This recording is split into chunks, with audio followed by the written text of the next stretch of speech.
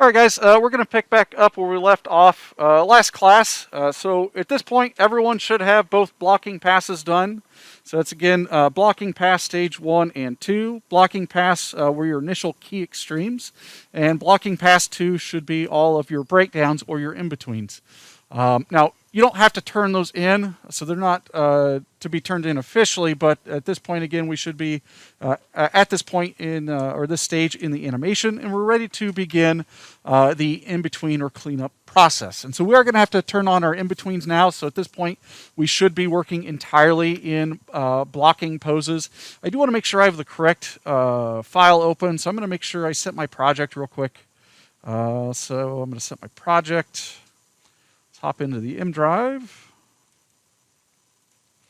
And then let's open our scene. So again, I'm working incrementally, and it looks like my scene is MIA. This actually might be the wrong project folder. Let's go. It's a good thing I checked. Yeah, here it is.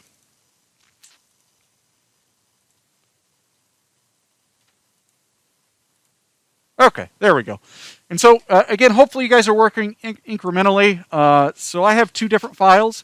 I've got my version 1, which is my first blocking pass, and version 2, which is my second blocking pass. Again, if I just completely screw up this animation, I can always go back and go to one of these previous states, so I don't have to start the entire project over again. I'm going to go ahead and open up version 2 for my second blocking pass. Let's go ahead and hit open. We'll hit OK. And then before I change anything about this, I want to do an incremental save because this will be my cleanup or in-betweens for my lower body. So I'm going to go up here and go to File, Save Scene As, and I'm going to do a version 3 so I don't accidentally override my blocking stage 2. We'll go ahead and hit save. Now, before we can clean this up, we do need to flatten our tangents so that we get in-betweens. Right now, we currently still are in blocked or stepped, and I want to make sure that, again, as we're working, we can see our in-betweens at this point. To do that, there's a couple different ways. One way is to, hopefully you still have your shortcut up here in the shelf. I'm going to select that so that it selects or highlights all of my controllers. And then down in the timeline below, I'm going to double click, and it should highlight all of the keys on the timeline. I'm going to right click on the timeline itself and go up to tangents. And in here, if we set this to flat, it'll flatten our tangents. And then if we hit play, we now have in-betweens. So once you set this up for in-betweens, you will want to check your arms to make sure that we don't have gimbal lock. So you'll know, you'll see it. So if you do have gimbal lock, you'll start to see your arms kind of flip or rotate, beyond 360 degrees. Now, again, because I was mindful of that and zeroing out mostly, when you get gimbal lock, usually it happens in the upper arm or the shoulder controllers.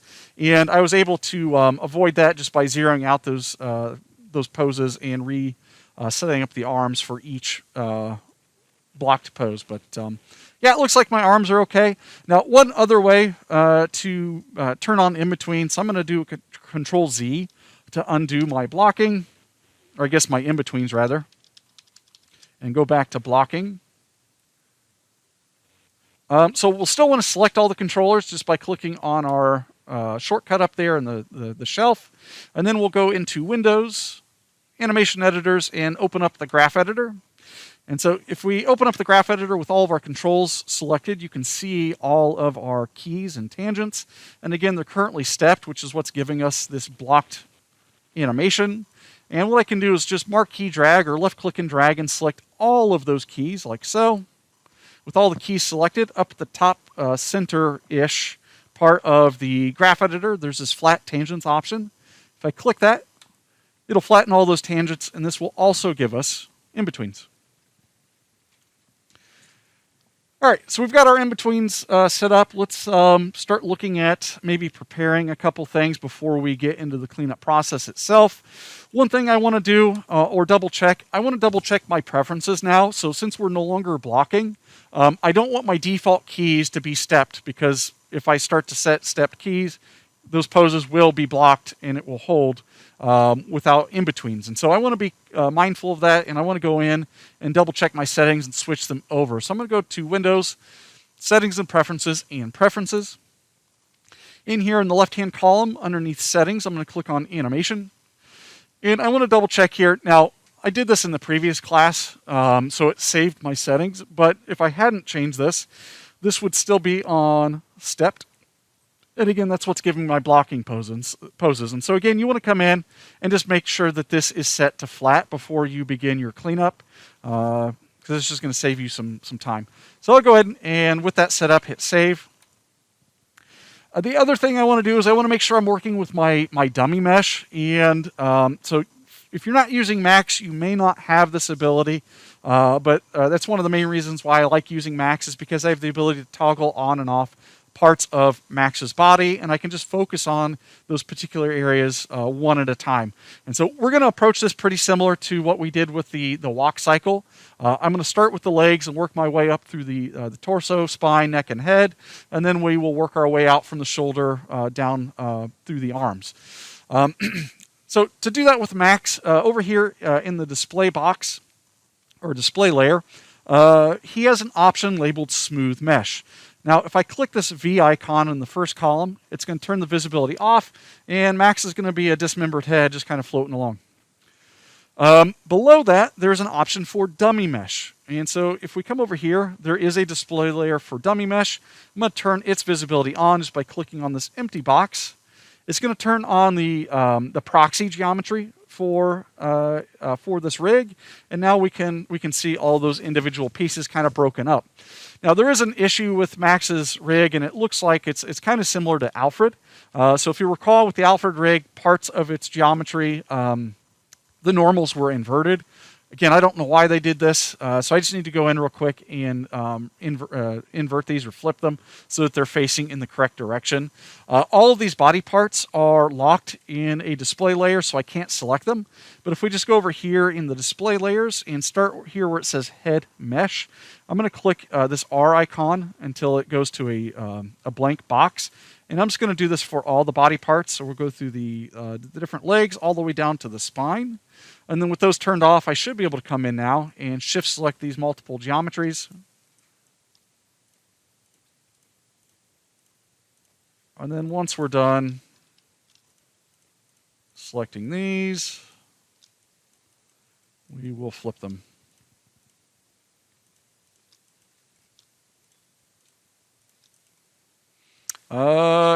Max also has inverted eyelids, these upper eyelids here. I'm going to select those. And then actually this one eyebrow here on this side is also inverted.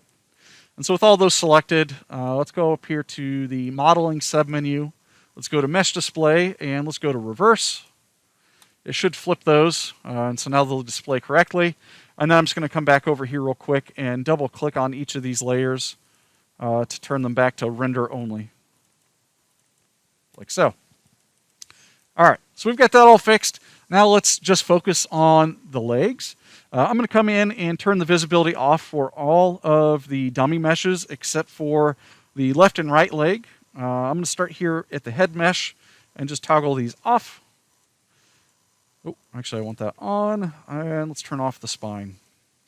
And so at this point, I'm just purely focusing on both legs, and I do want the root visible because that does also affect what's happening in our legs. And a lot of times when we want to fix hyperextensions, we'll do it through the root.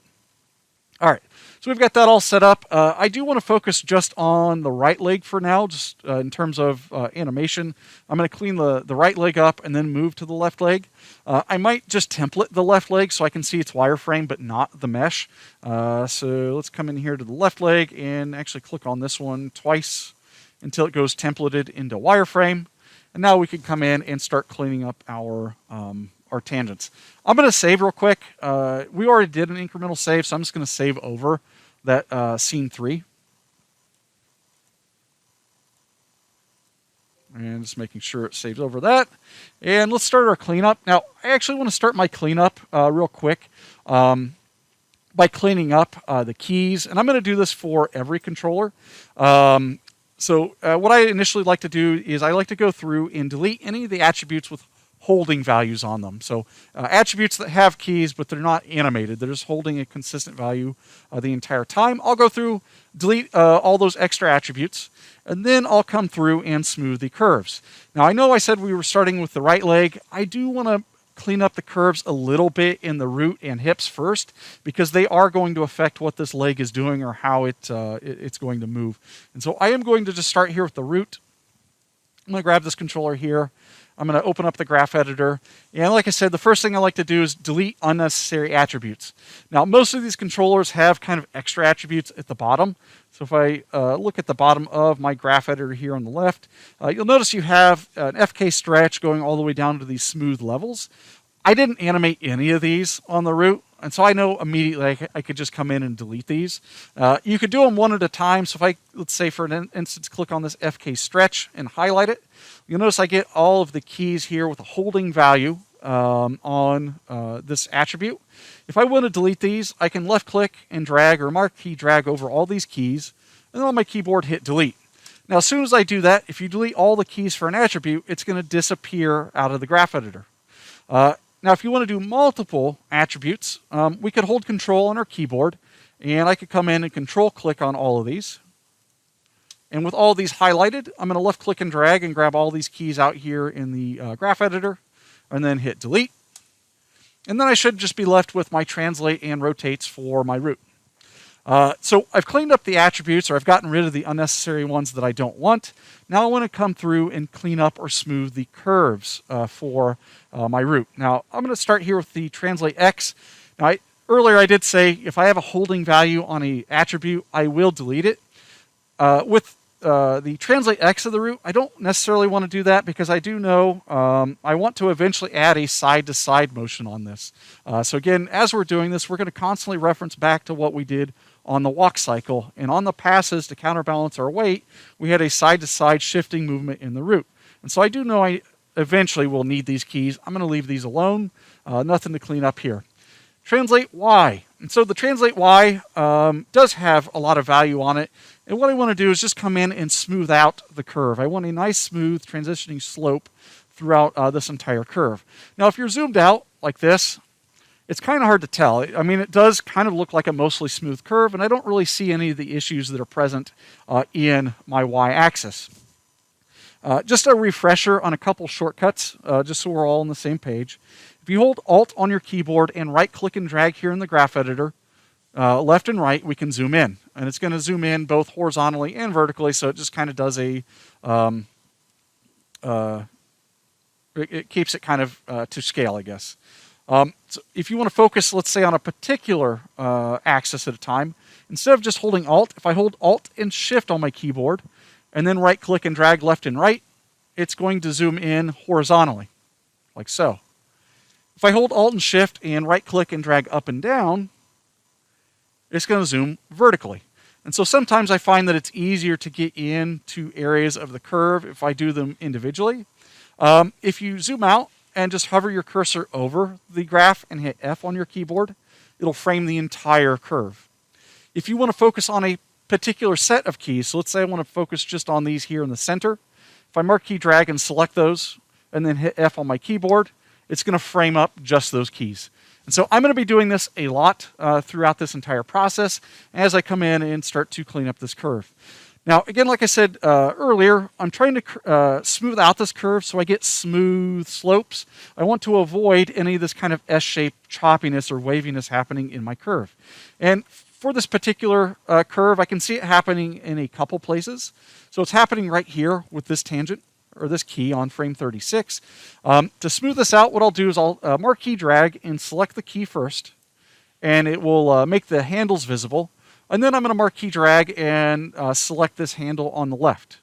Now, I prefer to do everything in marquee selections like this. I find that if I just left click and drag, sometimes it doesn't always select the handle. And so I'm going to marquee drag and select that. And then I'm going to middle mouse click and drag that handle down. And usually what I do here, sometimes I like to just kind of imagine this handle being parallel with the curve itself. And so I just drag it down until, again, we get this nice smooth slope.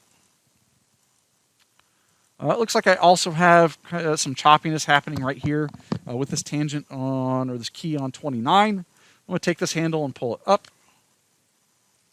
And again, with this nice smooth transition. It looks like I have another one right here, again creating choppiness in my curve. I'm going to take the handle here on the right and push it down. Smooth that out. I've got one here on frame 53. I'm just going to take the left side of this handle and slightly push it down. And then we get a nice smooth transition there. And I think that's pretty good for this curve. So that's nice and smoothed out. I might be able to take this one here on 43. Oh, and grab its handle and push it down ever so slightly there on the right, just to smooth that out a little bit more. And I think the Y on this should be okay. Let's move on to the Z. Now the Z's on both your feet and the root are going to have a ton of animation on them, or a ton of keys, because this is what's pushing these forward. And so I'm going to start here at the beginning of the curve. And I'm going to grab this first key here with value on 20, on frame 20. And I'm going to take its handle and push it down. And then as I'm doing this, just because there are so many keys on this curve, it can be kind of overwhelming. I'm going to start here at the beginning, and I'm going to take each handle and kind of imagine the handle pointing at the previous key. And this should give me a relatively smooth curve as I progress through here. So that one's okay. Let's move to the next one. Let's take its left handle, and again, I'm going to imagine this handle pointing at the previous key in the animation. And I'm just going to quickly go through and do this for all these.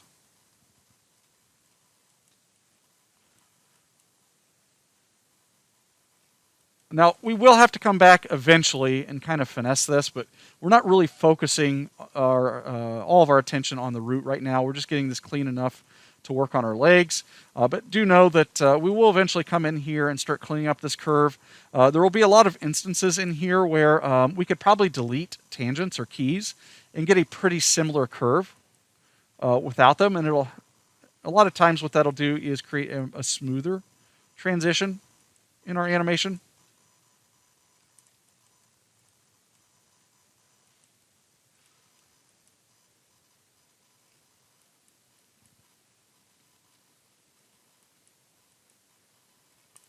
Okay, so that is our Z all cleaned up initially here. Yeah, okay. Let's move on to the rotate X. And let's just double check this. Looks like the only areas I have an issue with are right here at the end. It looks like I have two keys that are creating some choppiness in my curve. Let's go ahead and grab these and smooth these out. Let's check our rotate Y. So this is the up and down. Oh, I'm sorry, rotate Y. I was thinking translate Y. Rotate Y we didn't really use, but I'm going to leave it here just in case. And then rotate Z. So we're good there. So that's the initial cleanup process of our root. Let's move on into the hips. So I'm going to grab the hip and again start this process exactly the same. I'm going to start by deleting attributes I know I don't need. This free orient I don't need. I'm going to grab all these and delete them. The root, I know I do not animate in translation at all. So we primarily use the root to shift the weight in the lower body. And this is how we kind of favor the leg that's leading a contact. We also use it to favor the leg that's lifting up in a passing position. I don't need to translate these. I need it all for rotation. So I'm just going to take the translate X, Y, and Z. I'm going to mark key drag and select all these keys and delete them. Let's start here at the top, and with our rotate X, let's clean up this curve now. And really, the only issue I see with this is right here on frame 49. Let's take this handle and push it down on the right. Smooth that out. Let's go to the rotate Y. And really, the only issue I see here is it's these two keys on either side of the slope. Everything else seems to have a nice smooth transition. So let's come in and let's grab this handle and pull it up. Let's take the other handle there on this side of the slope and pull it up. All right, that looks good. Rotate Z. I don't know if I have a whole lot of animation here. I guess I have a little there. And really the only issue I see on this curve is right here. Again, it's creating that kind of S-shaped curve that I want to avoid. most of the time. Let's go ahead and pull that up there on the right-hand side and smooth that out. And I think that's it for just kind of cleaning up these curves. So again, we'll come back and finesse these later, but these aren't the current focus. I just need to clean these up initially so I can get a more accurate representation of what my leg is doing here with this movement. I'm going to hit Control-S to save. And now let's look at actually cleaning up the leg itself, or the right foot. The first thing I want to do is I want to start by, again, cleaning it up just like I did the previous two controllers. Let's grab this foot controller, and let's delete attributes that are not needed. Now, visibility is locked, so we can't delete it. The visibility will just have to stay there, and we'll ignore it. I'm going to start by going to the bottom here and looking at some of these gray attributes. I know most of these I didn't animate, and I'm not using with the run and jump. If we look here, the top three gray attributes, or these extra attributes, we have a ball roll, which we definitely did use. We have a toe heel roll, which is allowing us to roll up on the tip of our toe or the back of our heel, which we did use and we're going to need. But we also have a toe bend. Now, the toe bend I didn't animate, but again, if we think about the walk cycle, we use the toe bend to create a overlap in the foot and create a flappy toe animation. And so there's no animation here, but I will eventually come in and use these keys to help me build in that overlap. So we'll leave the toe bend alone. The rest of these I definitely don't need. So I don't need the ball twist, toe twist, and so forth. So I'm just going to grab the ball twist and everything underneath it. I'm going to marquee drag and select all these keys and delete them. And then let's start here at the top and start thinking about the rest of these curves. So I'm going to start with Translate X. And let's see. So this Translate X is how we get the foot to swing out on a pass. And so this gives us sort of a side-to-side swinging motion with our foot. It looks like I did forget to do this as I was going through, and I actually only added it in one place here on frame 58, which is fine. We can always add this in later. So if I did forget to do it, it's not the end of the world. But we'll come back to that. But in terms of the curve, it looks pretty smooth in the one area that I keyed, so that's fine. Translate Y looks okay for the most part. I might be able to come up here on frame 39 and maybe pull this handle up on the right a little bit to get a smooth arc there going into the next key. Everything else looks okay. Translate Z, so again, pretty similar to the root. This is the forward movement of this appendage. And because we had to set so many keys to create that movement, we just got a lot to clean up here. I'm going to start here where we begin to have value on this key as it starts to move forward, or the foot starts to move forward. I'm going to zoom in here, and then let's grab this handle here for this key and pull it up on the right side so we get a smooth transition. And I'm going to continue forward here. It looks like the next one we have is here on frame 39. I'm going to take this handle on the left and pull it down. And again, just kind of imagining this handle pointing at the previous key in the animation here. And let's just go through and do that for all of these. Let's see, the next one, right there. We've got a hold. And then right here on frame, what is that, 82. Again, we get that kind of choppy curve. Let's pull that handle down, smooth that out, like so. All right, that's our Translate Z all cleaned up. Let's move on to Rotate X. Actually, not really anything there to clean up. It looks okay. Rotate Y we didn't use. Rotate Z we didn't use. Ball roll, looks like the only issue we have is right here on frame 49. Let's go ahead and take this and pull that handle up on the right there to smooth that curve out. Let's go to the toe heel roll. I'm going to hit F to reframe this. This looks okay. I don't really see any issues here. And the toe bend we haven't done yet, so it's okay. All right, so we've cleaned up our curves, and now we need to go in and actually start to clean up the animation itself. Let's see what we have here. I'm just going to hit play to see what the initial animation looks like.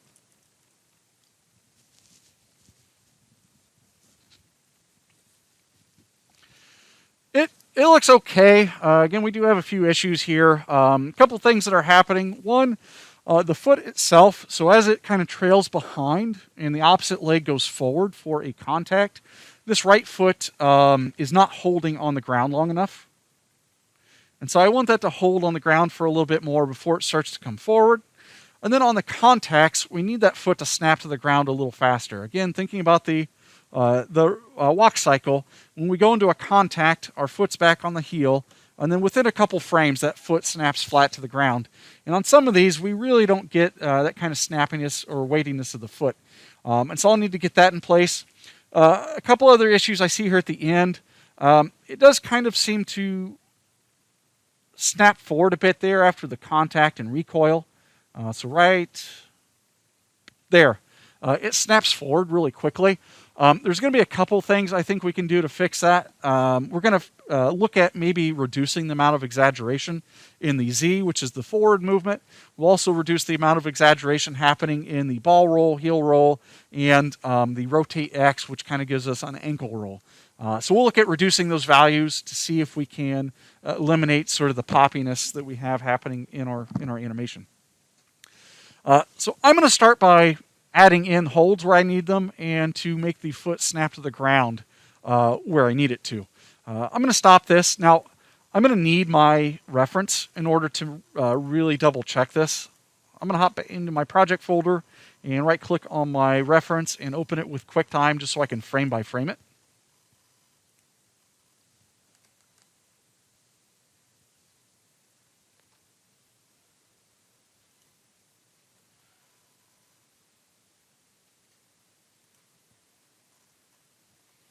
Maybe.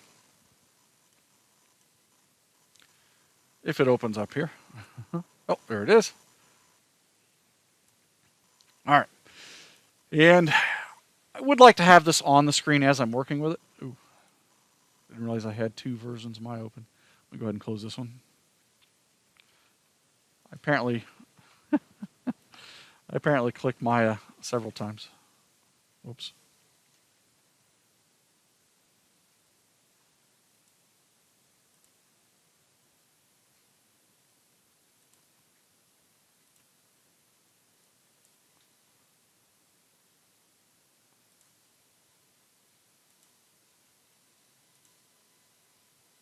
Okay. And I'm going to pull Maya up here. I'm going to reduce the amount of screen space my channel box is taking up. And my outliner is already hidden, but if it isn't, I'd recommend hiding yours. And let's pay attention to what this right foot is doing. And so, like I said, the first thing we need to do is we need to see how long the foot should hold for. So I want to build in those holds. And what I'll do here is I'm just going to frame by frame by hitting the right directional arrow. And I want to look for the moment in which this foot leaves the ground. And so it looks like the foot hasn't lifted off the ground and it's not moving forward here yet on frame 22. It actually happens right here on frame 23. And so I need this foot to hold at least until frame 22 before it comes up off the ground and starts to swing forward. Let's check our animation here in Maya to see if this is what's actually happening. I'm going to grab that foot controller. I'm going to left click and drag. And so there's frame 20 where I have that set here for that ball roll. And then on frame 21, it actually does lift up and it's already moving forward. And then on frame 22, again, it is still continuing to move forward and up. And so I need to build in a hold for this so that we're not getting this forward movement. And again, our foot is still planted to the ground. Now, to do that, one of the easiest ways to create hold, so I need to hold this value from frame 20 to 22. Really, all I need to do is copy this key from frame 20 and paste it to frame 22. I'm going to right-click on frame 20. Let's come up here to copy. And then I'm going to go forward 2 frames on frame 22 and right-click and paste. And so what that'll do is it will create hold there. You'll notice for those 2 frames, my foot doesn't move. And then it starts to come up and forward. Now, we do need to correct the foot positioning because the foot does hold, but the position doesn't stay the same. And so it looks like here the foot is rotated up on the tip of the toe, and it doesn't look like I have a whole lot of ball roll happening there. So let's go ahead and start by building in the toe tip rotation using the toe heel roll. Let's bring that up, and then I'm going to reduce the amount of ball roll here, like so. And then I don't want to just hit S to set a key now. I cleaned up all of my attributes and I deleted everything that I no longer need. If I were to hit S, it's going to reapply animation to everything, which I don't want. I only want to set keys on the attributes that I changed. So in this case, really the only thing I altered for this was my ball roll and my toe heel roll. Now, I could do these one at a time. So if I just right click on the ball roll and go to key select, I could set a key on each of these one at a time. Or if I wanted to do this a little quicker, I could hold control on my keyboard and control select both of these so that they're both highlighted. And with my ball roll and the toe heel roll selected, let's right click and key select both at once. And now if I scrub through this, we should roll up on that toe. And then the foot starts to come forward. Now it does look kind of blocked. You'll notice it kind of pops into place there. It's because we added hold and copied a key and then updated the animation, but the curve itself, once we set those new keys, it kind of messed up the curve. We'll come back and smooth that out in a little bit. So I'm going to ignore the fact that that's popping for now and just go through and fix the rest of my feet positions. So let's find our next contact for this foot. So this is when the foot actually contacts on the heel. It looks like it happens there on frame 29. And now what I want to do is, so we've established the contact. Now I need to figure out how many frames forward do I need to go before this foot is completely flat to the ground. So let's go from frame 29, 30, 31. It's kind of close.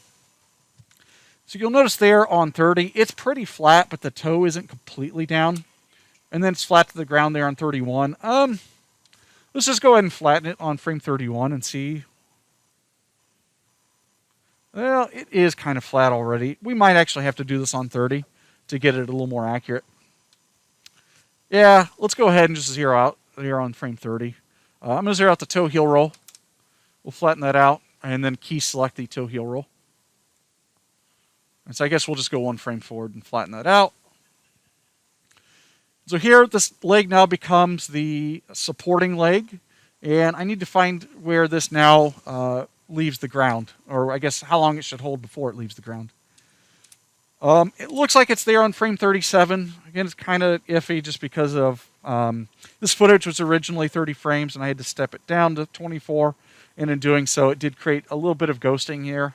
It kind of looks like motion blur, but I'm going to call it frame 37. I think that toe should still be planted or touching the ground. So let's go ahead and fix that. Let's bring in some hold, and it looks like it just happens on that one frame there. So here on 36, let's copy this frame on 36.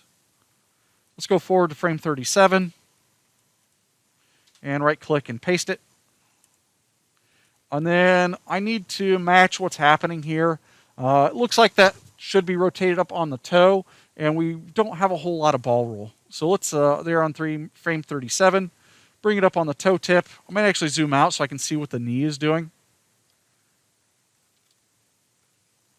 Let's remove the ball heel roll a little bit.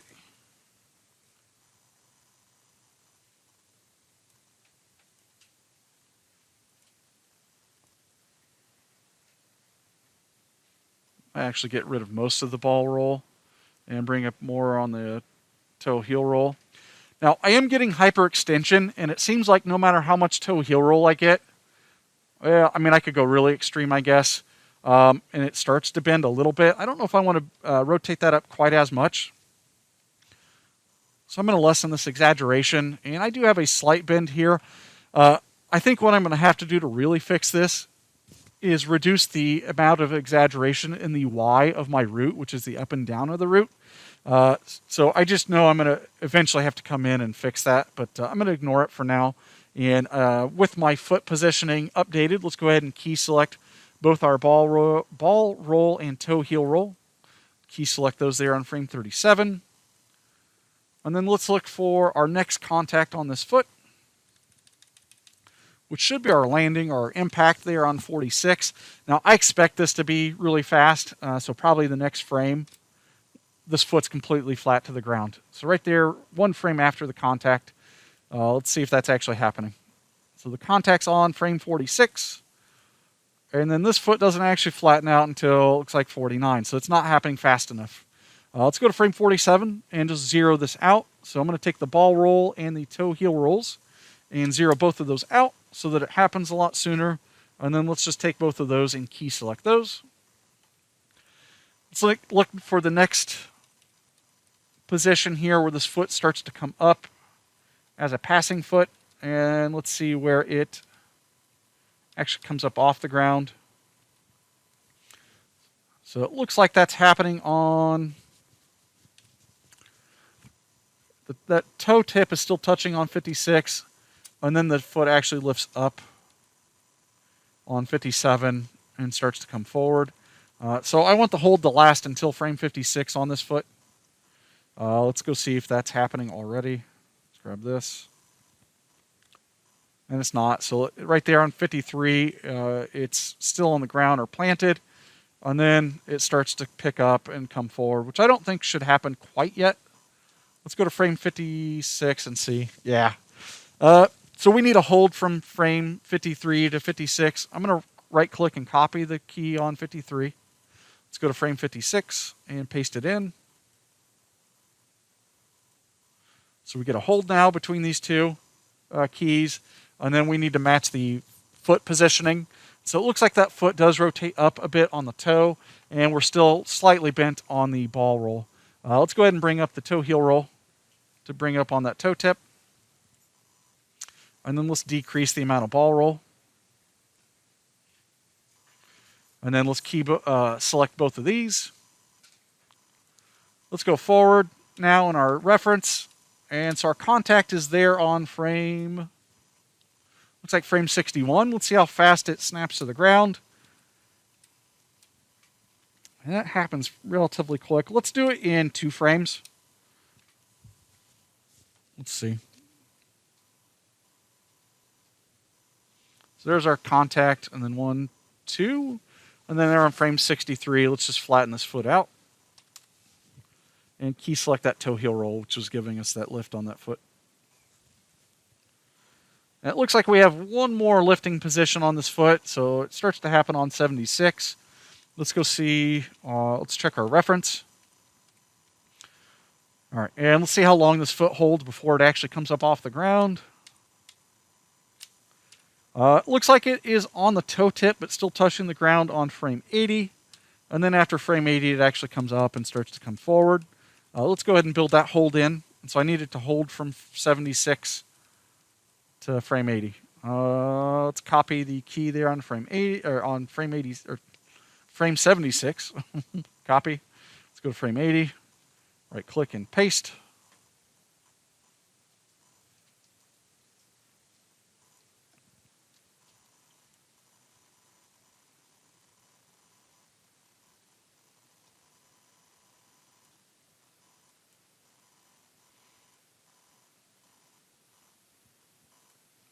And then let's match that foot positioning on frame 80. And it looks like on frame 80, that foot is no, we should have no ball roll, but we should be up on the toe tip. So I'm going to come in here and get rid of the ball roll. Let's bring it up on the toe heel roll here, up on the toe tip, like so. And let's key select both of these. I'm going to hit Control S to save, because I think that's all I need for this. Let's just scrub through and see. Now, it depends on your animation. Now, with mine, the foot just kind of slightly comes forward and doesn't really lift much off the ground. And so I don't know if I need to build in anything else there for that. Let's see how quickly it flattens to the ground here on... I mean, it's already flat. Yeah, so I think that's okay. All right, so now if we play this, it is going to be a little choppy just because we need to go back in now that we've made these changes and re-clean up the curve. But we do get holds in there, and then the contacts feel a little snappier now because of zeroing out the foot or flattening it as needed. I'm going to go ahead and stop. Let's select this controller. Let's hop into the graph editor and start cleaning up these changes.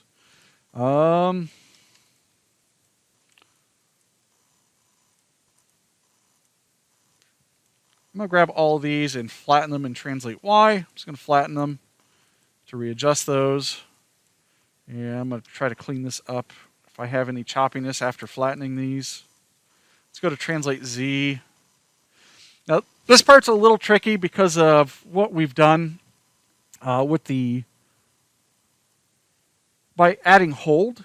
Now, when I added hold in certain areas of my graph now, there are areas where it's created these kind of S-shaped curves. We might be able to come in and delete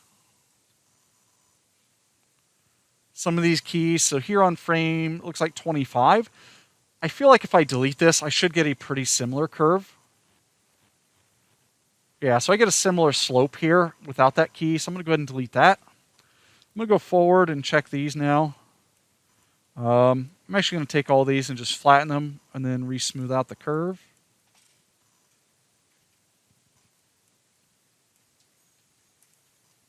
Let's go forward. Now, this is an area where I had two keys really close to one another when I started building in my hold, and it created this overshoot. Now, overshoot happens when you have handles that kind of extend past one another, or they almost kind of extend.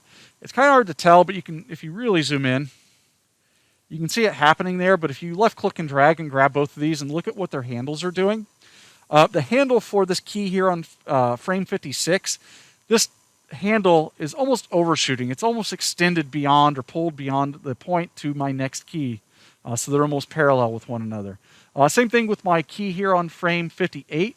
If we look at its handle here to the left, it's pulled so far forward to the left, or I guess back to the left, it's almost extended to the point of touching my previous key on frame 56. And so when you do this, it creates kind of an awkward pop in your animation. And again, I want to avoid this. Just a quick, easy way to fix this. I'm going to grab all these keys here and flatten them. And you'll notice when I flatten these, it will readjust the handle length. So I'm going to come up here and flatten these. You notice those handles got shorter and they no longer overshoot one another. And then I could come in and honestly, I think this key I don't need. I think I could create a very similar curve without it. Let's clean it up first and just see. So, yeah, I don't know if I need that. Let's just go ahead and delete it. Same thing here at the end. So if I grab these two keys, again, they're creating this S-shaped curve in my animation. I'm going to go ahead and grab both of those and flatten them and then re-smooth or adjust the curve. Now, I thought I saw some popping in my animation, and I think it's because of this key here on 82. So let's just double check here.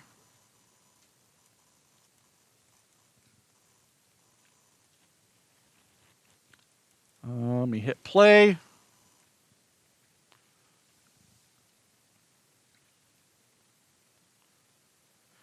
Yeah, I think I might be able to get a smoother transition between frames 80 and 88 if I just didn't have this key here. I'm going to hit stop. Stop, please. And take this key and delete it.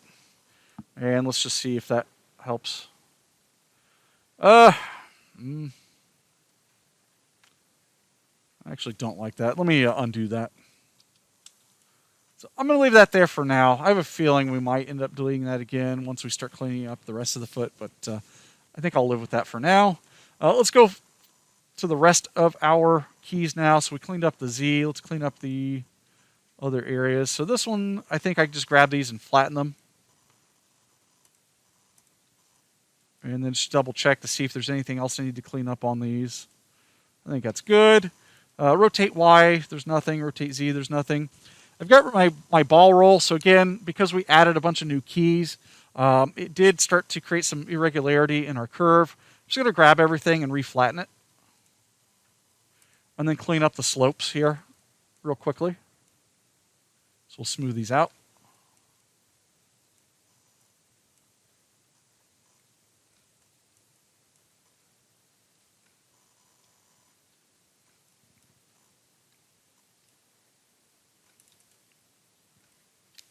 Like so. Let's go to the toe heel roll and do the same thing. I'm just going to grab all of these and reflatten these. Now, this is kind of an extreme example, but if you'll notice here on,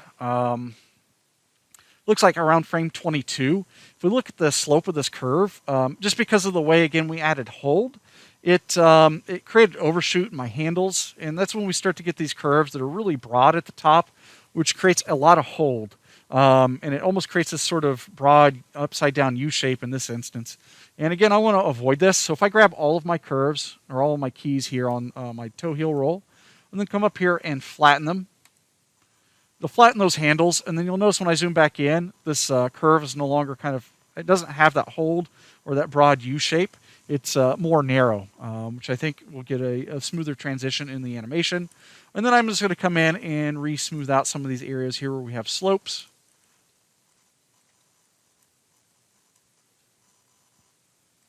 Just clean that up a bit, and that should be good.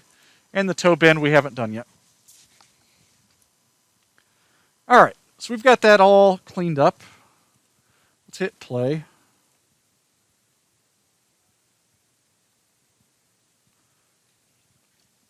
All right, and so that's a little better. Let's build in our overlap on our foot, and then we'll look at decreasing some of the exaggeration in our animation, which is still creating a little bit of pop here at the end of my foot position. So the overlap. So the overlap is going to come from the toe bend here. So again, we have toe bend with a bunch of keys on it, but no change in value. And again, I want to refer back to the walk cycle that we've done. We should think about, how the foot is moving and, or I guess the upper leg is moving and how the foot should drag behind or overlap that action. And so again, just thinking about what we did with the walk cycle, anytime the foot was going through a passing position, let me find a passing position on this foot. Let's zoom out here. And let's start at frame 0 and scrub through. So right here around, I guess, frame 25, this foot is passing. And so if that leg is swinging forward, if I want the foot to look like it's dragging behind, what I need to do is have this foot kind of go backwards, or I guess down towards the ground. And I'm going to do that with the toe bend here. So I'm going to take the toe bend attribute and on frame 25, just arc that down like so. And then I want to key select that toe bend there on the pass. Once I add a new key, you'll notice it jumps way up there, but I can't see it. I'm just going to hit F on the graph editor here real quick to reframe that. And then let's go forward in time and look for the contact. And so again, if you'll recall from the walk cycle, on contacts, the toe breaks backwards and it rotates kind of up, I guess, towards max. So let's take this toe bend and let's pull it up a little bit there. And then on frame 29 for our contact, let's key select that. And then I'm just going to continue forward throughout this and do that. So let's look for our next moment of overlap. Now, this foot doesn't really pass the left leg because this is where we're getting into the arc of our jump. So I might actually do this partway through the jump itself. So they're on frame 39. Again, if the legs are coming forward, like so, let's actually take that toe and push it down or bend it down towards the ground and key select that. Let's go forward and look for our contact there on frame 46 and break this toe up here. Key select that. And then let's look for the next pass. So that happens somewhere right around on frame 58. This right leg is passing the left leg. Let's go ahead and take that key and push it down. Oh, actually up.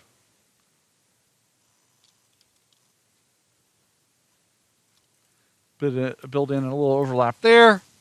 And then we've got a contact there on 61. Let's break the toe up. And right click and key select that.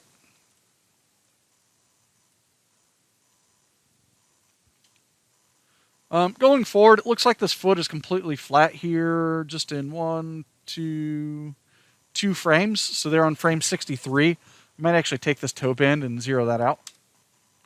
And then key select that. There we go. And I think we've got one more pass here on frame 82. I don't know if I need a whole lot on this, so this is going to be subtle. And let's take this toe bend and bend it slightly down towards the ground. Right click and key select that. And I really don't know that I need it at all here. Let's try a little bit. Here on 88, let's add a little bit there. We'll key select. And then we'll go to frame 90 and zero that out.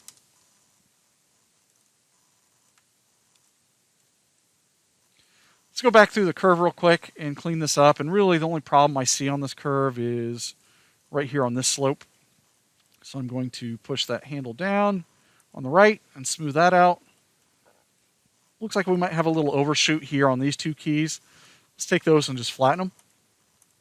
They'll readjust there and possibly right here.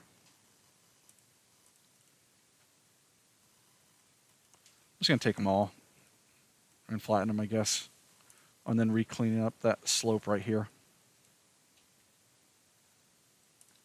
There we go. And then let's take a look at that.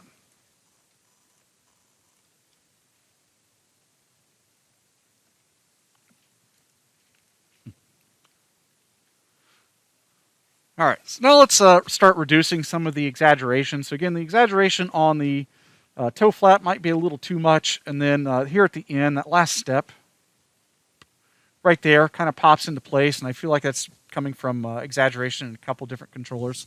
So let's fix the exaggeration in the toe flap or overlap first. And then we'll come in and clean up some of these other attributes to see if we can eliminate the popping happening in our animation. So it looks like here on frame 25, I've got my overlap. Let's just take this key and push it down ever so slightly to reduce that. Here on 29, let's take this key and push it up to reduce that exaggeration. On frame 39, let's take this one and push it down ever so slightly. On frame 46, that's our contact. There's not a whole lot here, but let's maybe pull it up just a hair to reduce that exaggeration. On 58, I feel like this is probably way too much for this. Let's go ahead and take it and push it down. And then on frame 61 is definitely too much. Let's take that key and push it up to reduce that. Looks like our next overlap is there on 82. And again, this one should be really subtle. And then on 88, let's take this one and push it up.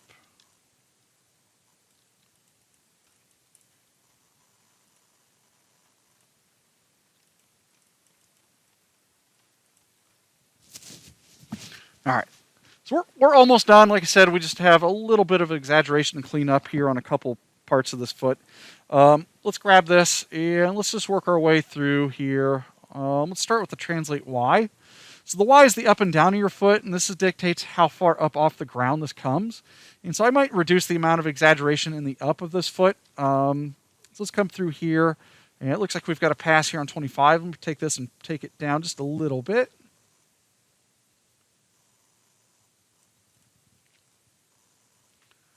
I'm going to go ahead and fix this now. So if you'll notice here, between frames, it looks like 37 to 39, we get some stretch happening there, so it's hyperextending. Let me see if we can fix this by reducing the exaggeration in the up or down position of this foot first. If not, we might actually have to reduce the up in the root. I'm going to take both of these keys here since they are the highest point that this foot moves throughout this jump. And I'm going to push them up, I think. Yeah. So let's push these up a bit until we start to see some bend here in the knee on frame 38. That's a little better.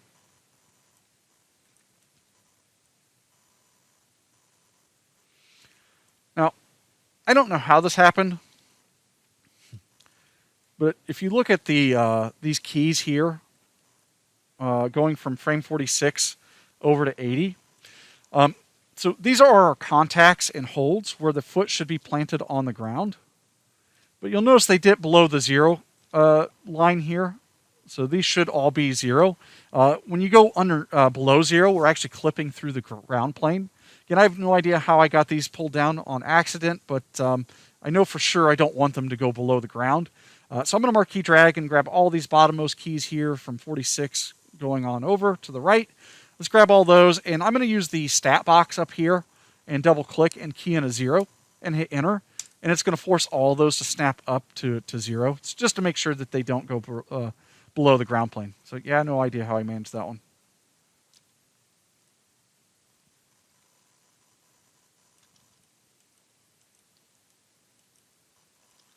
And I'm going to frame back on that arc there for the jump.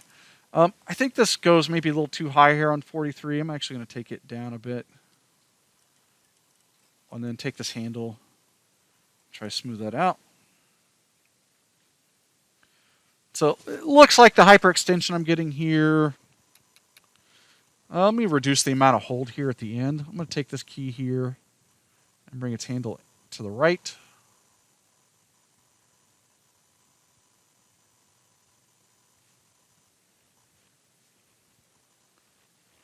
And I might need to fix the root to really prevent this hyperextension happening. So let's actually grab the root real quick and see if we can reduce that. I'm going to grab the translate Y. So again, these two topmost keys, this is the highest point for these curves. So this is kind of the apex of our jump. Let's take these and just ever so slightly scoot them down.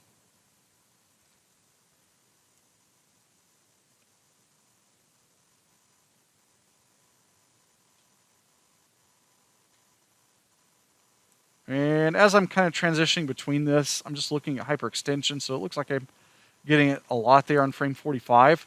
I'm going to take this key here before frame 30 or 45 and scoot it down.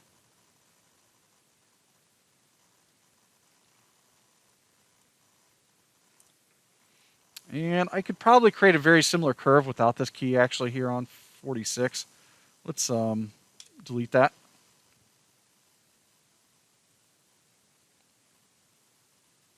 There we go. So that transition's a little smoother. And let's see.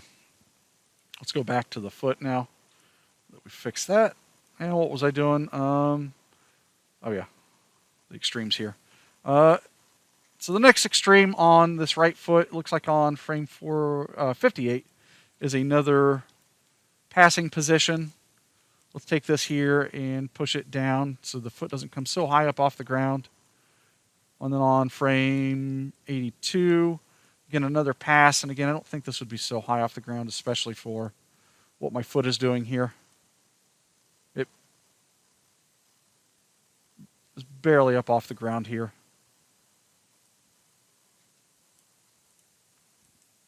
Okay. Let's look for other areas to reduce exaggeration. I'm going to start here in, let's look in Z and see if there's any other things we can clean up on this one.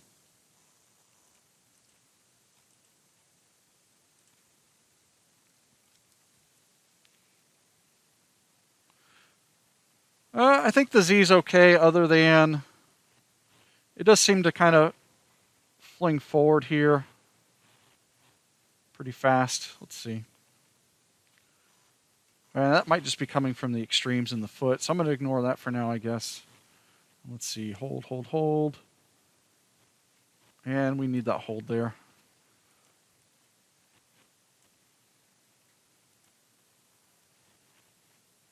Here at the end, I might reduce how far forward that foot comes. So I'm going to take both of these keys here at the end and just push them down a little bit.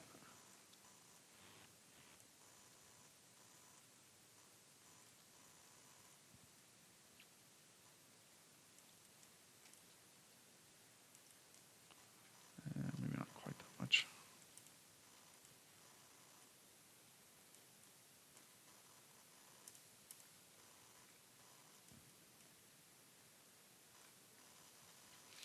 Let's check our rotate on this foot. So the rotate X, well, let's see if there's some exaggeration we can get rid of. So right here, we've got a passing position as that foot rotates up. And again, I think we could lessen the exaggeration on that. I'm going to take this and push it down to eliminate some of that rotation. Ever so slightly. Let's find the next. It's right there on 39. I might reduce this just a hair. Frame 43. I might actually... I think that one's okay. Now this next one I think is creating some of the pop that we're experiencing. So it's going pretty extreme there on the rotation on 58. Let's reduce that quite a bit.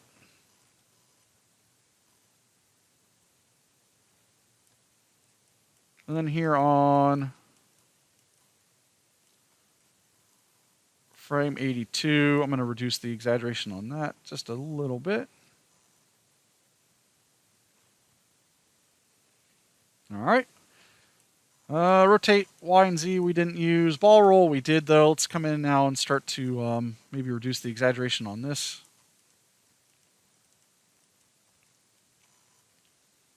I'm going to start by cleaning up this curve. I think we can delete some of these keys. So here between, we've got a slope going between frame 20 and 25. I don't know if we necessarily need this key here in between. So we can see if we can create a smoother transition there. Same thing here between on the slope from 36 to 39. I don't know if I need this key in between those two. Let's just get rid of that.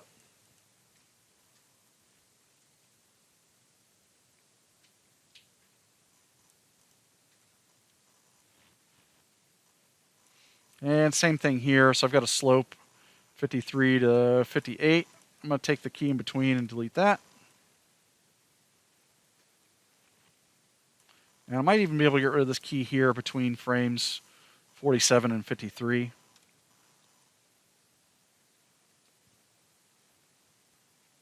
And then, so I've cleaned up the curve a little bit more on this. Let's go in and reduce exaggeration on the ball roll. Frame 20. I'll take that down ever so slightly. Now, as I am doing this, I'm being mindful of the hyperextension in this leg, so I'm just making sure I'm not getting any of that. So we'll reduce the exaggeration on that just a little bit there on 36. 53, let's take this one down a little bit. And I have a feeling this is going to be way too much on 76.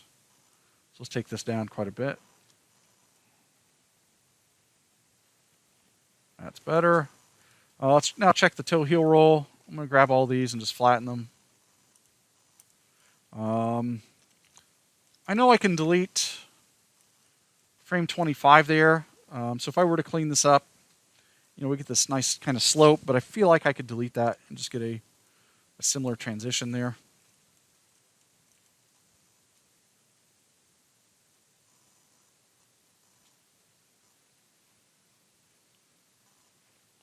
Same thing right here on 58. Again, I don't know if we need this key. We could get a very similar slope without it. All right, and then let's come back now that we've cleaned that up again, and let's maybe reduce some of the exaggeration happening here. So that's our toe heel roll. Let's go ahead and pull this one down just a little bit. Let's find the next one, and let's pull it up. I don't know if we need to be rolled up on the heel quite that much.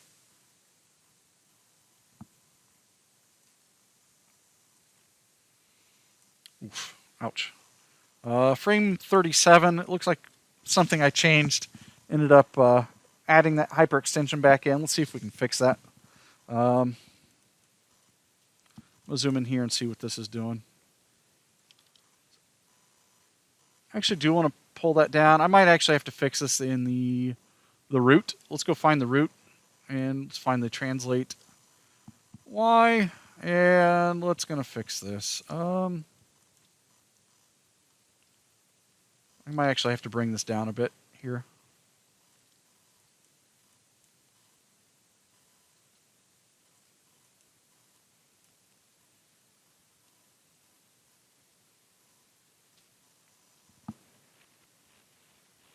Okay. So just adjusting those, the extreme and the height on the Y, fix that hyperextension. Let's go back to the leg now. And let's go back and continue to clean up our heel roll here.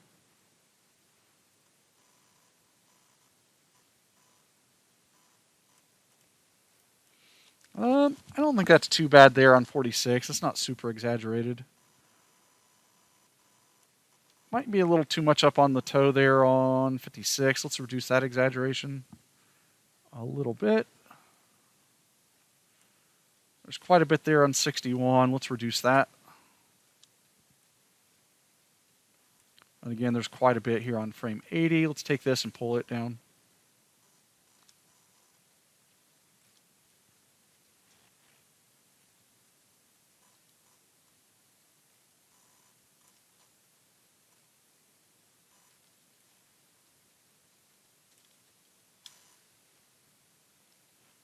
All right. Toe bend we already cleaned up, so I shouldn't really have to do a whole lot to that, if at all. Yeah, because we already cleaned this one up. Let me check. There's a couple more things here. I still don't like that transition there. I'm going to take this key and just delete it. Let's see what happens here.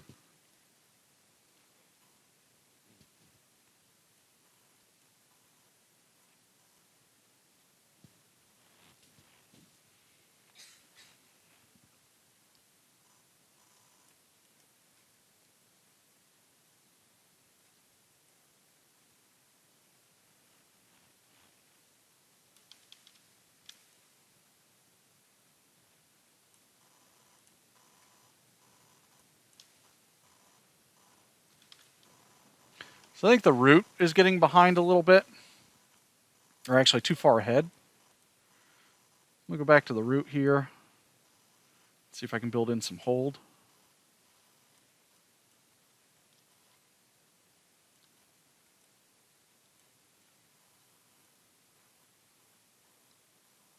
And so I think it's way too far ahead here at this point on frame 80.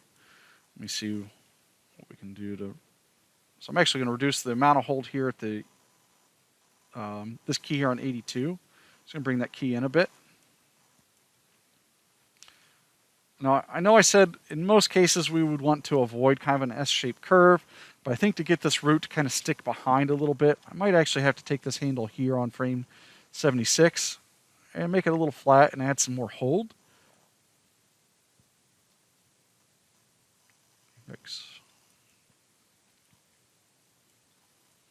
Yeah, I might actually take these two keys,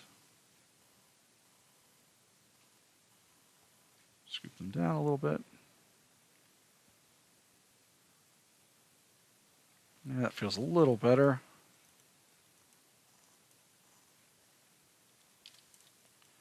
Yeah, let's take a look.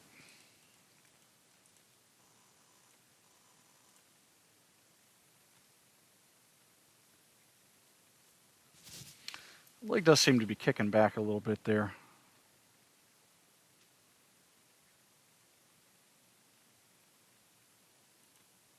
Yeah, let's see.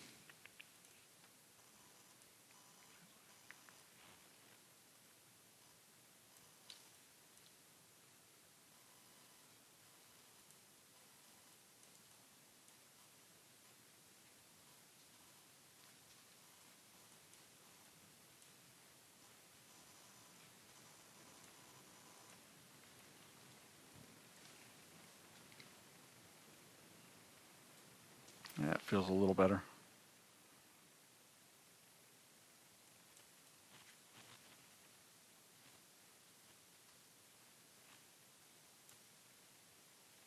Stop that.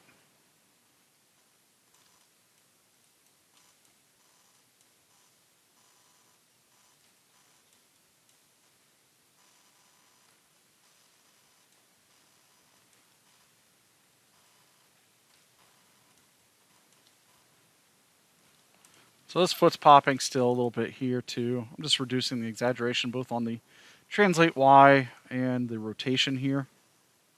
I might even do a little bit of the toe bend and reduce that some more for the overlap.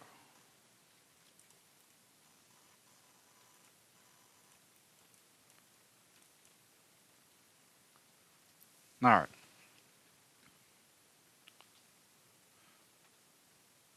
Feels a little better. Is there anything else I need to do to this foot? Oh, the side-to-side motion. Let's do that real quick. So the side-to-side is going to come from the translate X, and again, the side-to-side is created by moving the foot away from the body on our passes. And again, we're kind of counterbalancing the weight. And so we want to take this foot and have it move slightly away from the body, or I guess away from the planted leg on these passes. And so here on frame 25, let's take this key, and it looks like I need to scoot this key down to get it away from the body. And then let's go forward. Let's look for the next pass. So we really don't have a pass until, or another pass until, it looks like frame 58, which it's already built in. I'm going to reduce the amount of exaggeration on that one. Let's go forward. And it looks like we might have another pass here. Not really. So I guess just those 2 keys for this leg. All right. So once I get that done, I'm going to do a Control S to save, and then we will move on to the left leg. So I'm going to take the left leg, and let's untemplate it. I'm going to come over here in the display layer and click on that until it's R for render. Take the right leg and turn it to template so we don't see it as much. And then let's take that left leg, and it's just the same process. So again, we're going to go in initially, delete all the attributes that we don't want, go in and clean the curves, and then add hold where we need it, add snappiness to the foot so it impacts the ground where we need it, and then going in and sort of cleaning it up again as needed. So I'm going to go ahead and just do that real quick. It's the exact same process, so we may not spend quite as much time on this one as we did the other foot. I'm going to come in and immediately just grab everything from ball twist down to parent. Let's grab all those keys or select them and hit delete. We should be left with just the toe bend, toe heel roll, and ball roll. Everything else I will leave. Let's come in now and just fix this curve. I'm going to grab everything and flatten it. And let's come in and clean the slope.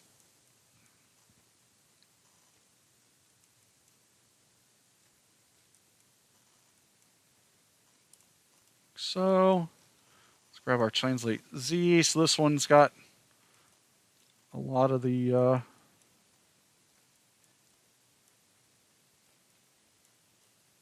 S-shape kind of stuff going on here.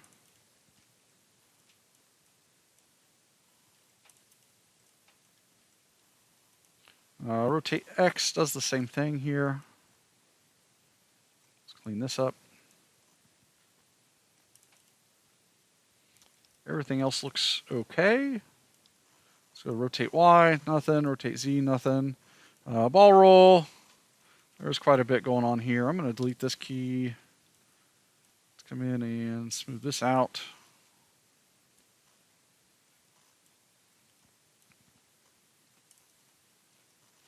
Let's go to the toe heel roll. This one looks okay, and then we haven't added any toe bend yet. All right, so that's all cleaned up. I'm going to do a Control S to save. What else? Yeah, let's start adding the hold where we need it. So let's come back here at the beginning. And let's take our reference and actually see where this happens. So not a whole lot going on here for this left foot, for this initial lift up off the ground. Let's go forward and look for the contact first. So I've got a contact on frame 20. And this one actually takes a couple frames here. So 20, it's on the heel. 1, 2, 3, we are kind of flat to the ground. So on frame 23, let's flatten this foot. So 1, 2, 3. So that should be flat to the ground right here. Let's grab this foot and just zero out the toe heel roll. And key select that. Let's find when this foot should have hold. So it looks like it's up on the toe tip there on frame 32, and then it lifts off the ground. And so let's go ahead and build in that hold. Let's go find frame 32 and actually see if it's already there. So frame 32 is right there, but it looks like it's already lifting off the ground and coming forward, which I don't want. And so I'm going to grab that key there on frame 31. And let's copy this and paste it on frame 32. And let's match that footing position. So it looks like there's no heel roll, or I'm sorry, ball roll, but it should be rolling up on the toe tip using heel roll. So let's zero that out, and then let's bring up the toe heel roll, like so. And then key select both of these. Let's look for our contact. So this should be our landing. And again, as we determined, that one happens really fast. So just right after frame 46. There on frame 47, it should be completely flat to the ground. So let's come in and zero that out. Completely flat. Let's key select both of these. The ball roll and the heel roll. Let's see, how long should that foot be planted? I'm going to say until frame 64. That toe tip is still just barely touching before it actually comes up and comes forward. Let's go ahead and build that in. Let's go to frame 64 and see what's happening. And so it's already coming up and swinging forward. Let's come back here to frame 61 and copy. And let's go to frame 64 and paste. And then let's match that foot position now. So I'm going to zero out it looks like the ball roll.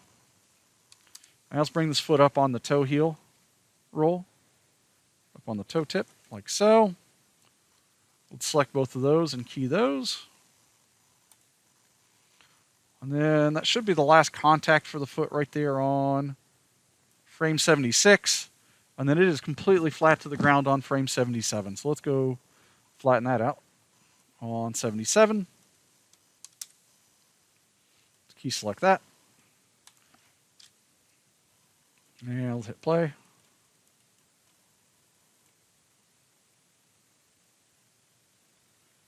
All right. So that one's looking a little better. Let's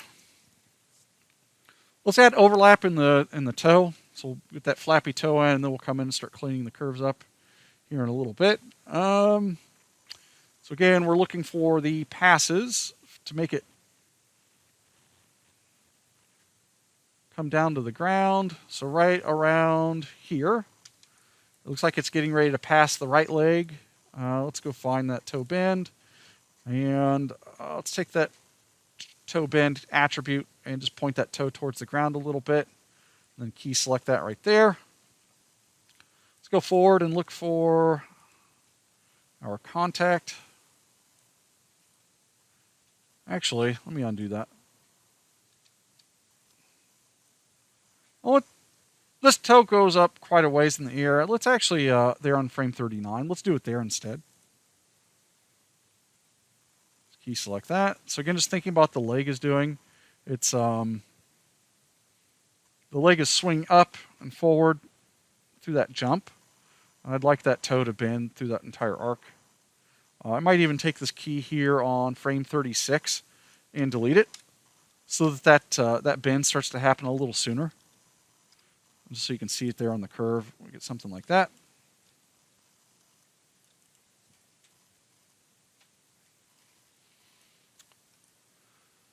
There on 76, this is kind of like a contact, and so we would bend this toe backwards or break it. Let's bend it up and key select that.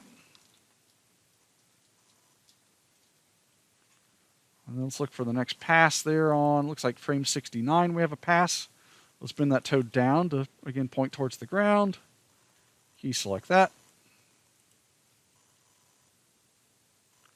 And then on 76, we have a contact. Let's break that toe up like so and key select that. And that should be it for that foot, at least for the overlap. All right, yeah, let's lessen the exaggeration on some of this. I'll start here with the overlap here on the foot. Well, let me just play it and see what it looks like.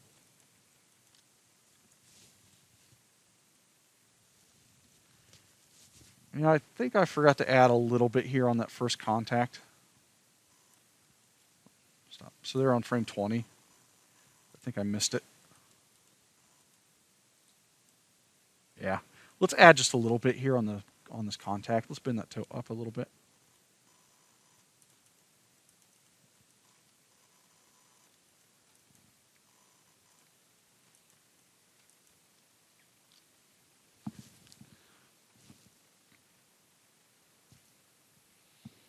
All right. Yeah, so I want to come back in and lessen the exaggeration just a little bit on this. Let's come in, let's grab the toe bend. Now, that one's not too bad. Let's go to frame 38 and find the overlap there. So this one I might reduce. Let's just grab that key and push it down a little bit. Let's go to the next one here. So I don't know if I really need this key in between here. Let's go ahead and take it and delete it. Again, we just get a similar curve without it. It'll create a smoother transition. That might be a little too much here for that. Let's go ahead and take this key and scoot it up a bit. This is too exaggerated for this pass.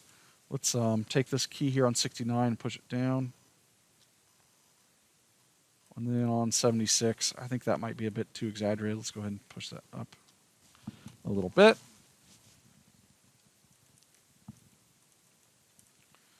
And let's hit play. All right. I think we could reduce some of the exaggeration on some of these other attributes now. So the translate Y, let's just double check this and see what's happening. So again, this is the up and down of our foot.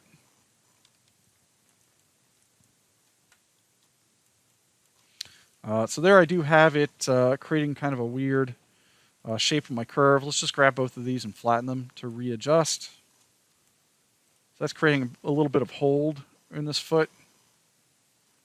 And then it comes forward. I think that's okay there.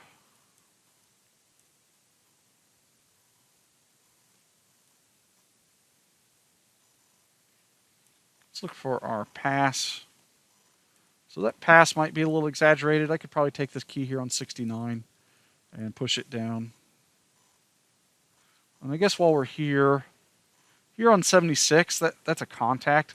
I actually want that key to be linear. Let's go ahead and take that and snap that to be linear so it happens a little quicker there. Actually, now that I'm thinking about it, I might as well do it here on 46 as well. So that foot really plants there to the ground. And then let's look at reducing the amount of rotation in X. So here's another problem area where we have hold, but it's creating this kind of awkwardness in our curve. I'm just going to flatten this out like so.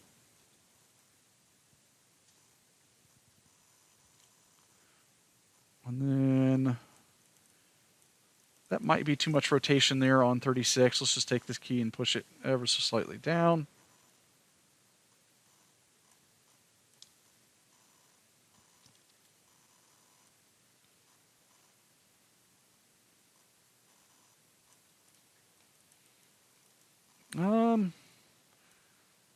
Actually, I don't think this is too exaggerated, but I think both feet might be a little too similar. I'm going to take that key there on 43 and let's just offset it some way. I'm going to push it down so that this foot looks like it's slightly rotated up. And then we got rotation here on 69. Again, we can maybe reduce the amount of rotation happening on the ankle here just a little bit.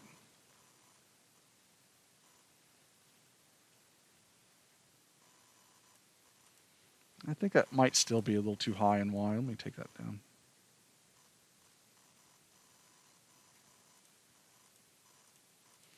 All right, now we've got our ball roll next. Let's see if we can reduce any of this.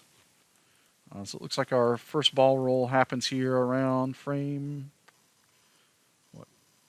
25, well, frame 31 really. Let's reduce that a bit, just so that's not such a steep angle there. Looks like we might have some kind of awkward overshoot happening here. I'm going to grab both of these and just flatten them real quick to readjust those curves. That looks a little better.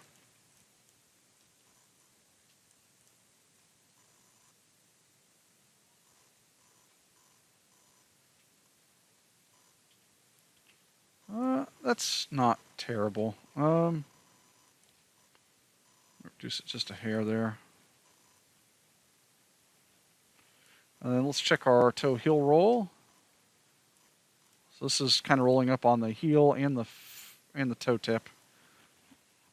So that might be a little too exaggerated, I think, for that forward foot position. Let's take this and push the toe heel roll up a bit so it lessens the degree there, or the angle.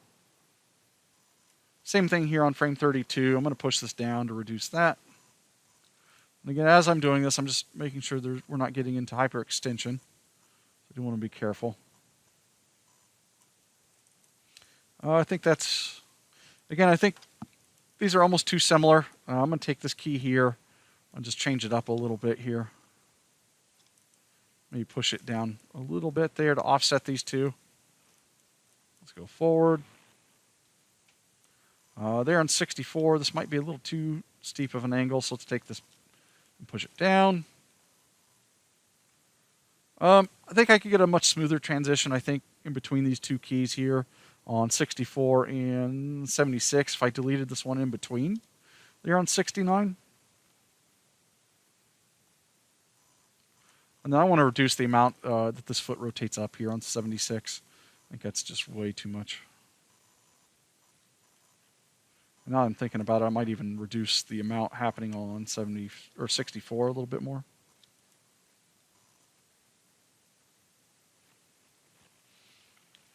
And that way that leg doesn't feel so snappy.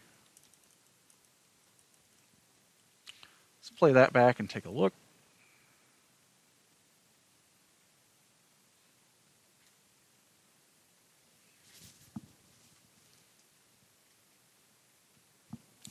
All right, that feels better.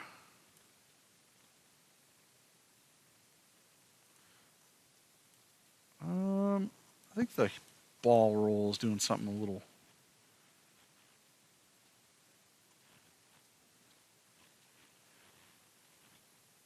I want this to be a constant sort of rate of ball roll here. I might just take these two keys on the side of the slope and delete those and see what that does.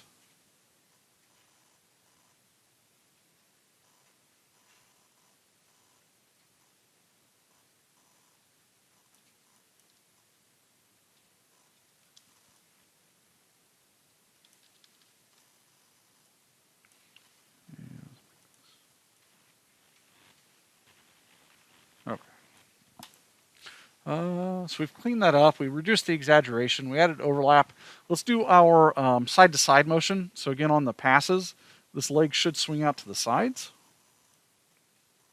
So I'm going to use my Translate X. And let's come in here and look for those passes. So this isn't quite a pass yet. I'm going to continue on forward here. Right there on frame 36, we've got a pass. Let's take this key and pull this away from the body. So I think, actually I need to pull this up to do that. Let's keep going forward and find where it passes again. So right there on 69, let's take this and push it up. And that was our last pass right there. So really just these two keys will do it.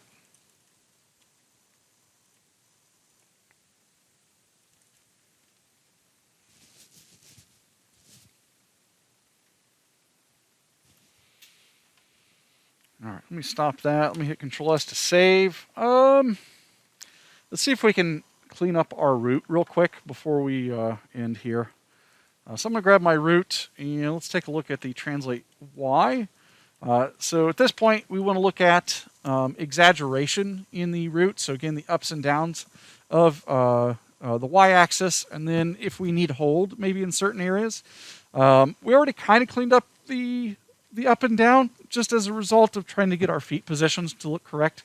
So I may not have to reduce a whole lot there. So what I'll do is just kind of scrub it through and see if I have any hyperextension.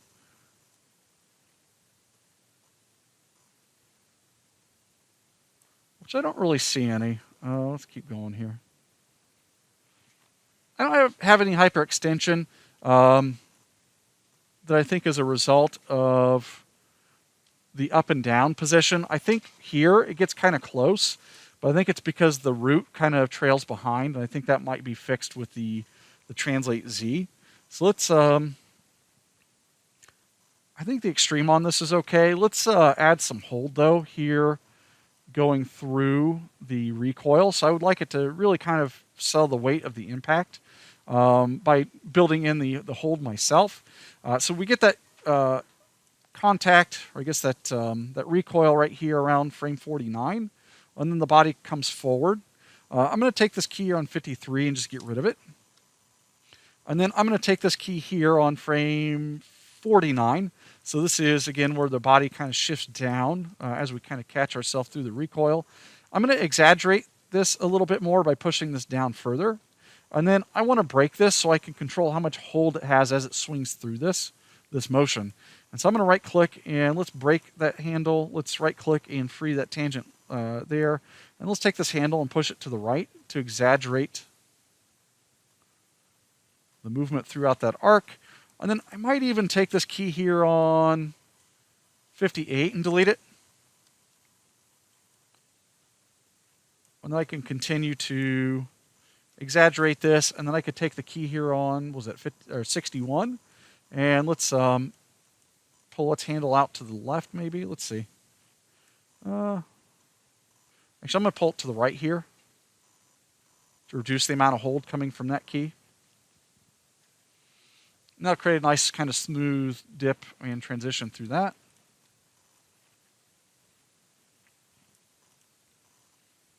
And then let's see.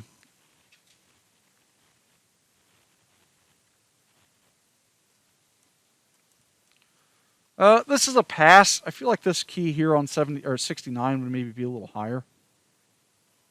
I'm going to pull that up. And then we have an actual up here around 74. So let's take this key and pull it up a little higher.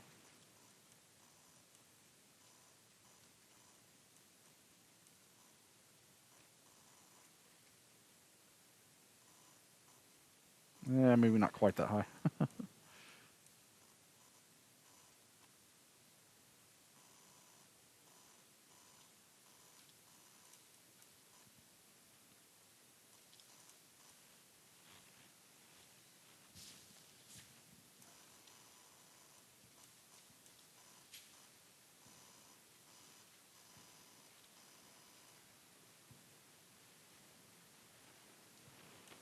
Yeah, let's take a look.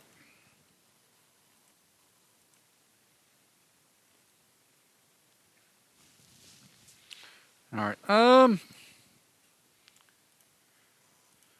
got the translate Z to fix on this, and then we should be mostly done with the root. Well, we've got this, and then we have the side-to-side movement to counterbalance our weight on passes. I will stop here, and then on Wednesday we'll pick back up. We'll clean up the rest of the root. We'll clean up the hips, and then work our way up through the spine. So I'll stop here.